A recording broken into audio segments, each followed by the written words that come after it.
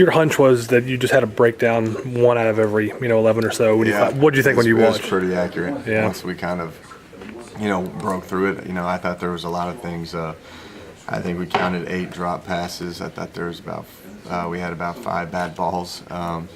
There was a few one-on-one missed blocks on plays. I thought we missed about 6 or 7 holes in the run game, and we ended up watching it together as a unit, and they could tell that it's just they weren't on the same page, and that's something that we've got to get better at this week and get back out there, because this is the ultimate team game, and we need to get 11 guys on the same page if we're going to have any success for Iowa State.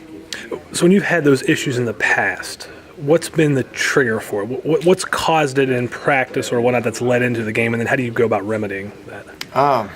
There's many different ways you can look at it. The main thing is simplify the game plan more, where you can get more reps throughout the course of the week at like one certain play. That kind of limits you at times, and there's certain teams. But when you play a team like Iowa State, that they're very base and they play very hard, and they keep the ball in front of you and they create turnovers by doing a few things. So your playbook doesn't have to be expanded tremendously. So it's more about just kind of limiting the playbook and focusing in on certain plays and getting more reps this week added, so they can feel a little bit more comfortable going into the game.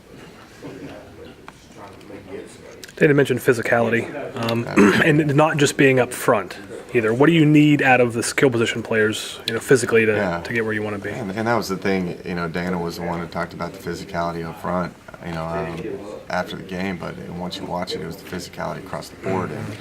And I thought Oklahoma State got up in our face, and we had trouble getting off press coverage, and we couldn't get any separation, especially in those conditions and how the flow of the game was going. It was tough to make accurate throws, especially when we couldn't get any separation. So that's definitely got to be something addressed this week in terms of, the little things, focusing on the attention to detail.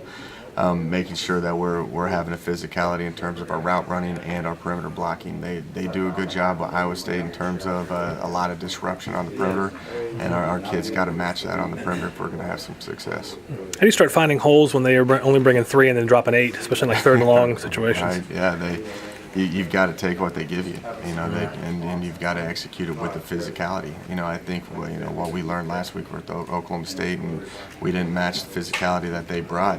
That's definitely got to be the intentions this week, because they're dropping. What they're really saying is they believe in their 3 defensive linemen, that they can match our 5 offensive linemen. So we've got to try to win that battle and take these chunk plays. They do a really good job of keeping the ball in front of them. I think they've only had so many. Like when you look at the big play tape, there's not very many big plays on this team, because they keep it all in front and they rally to it, and they can tackle. So it's going to be important for us to take what they give us, match the physicality, and be very patient. Don't get out of the game plan, and just try to take our gains and chunks.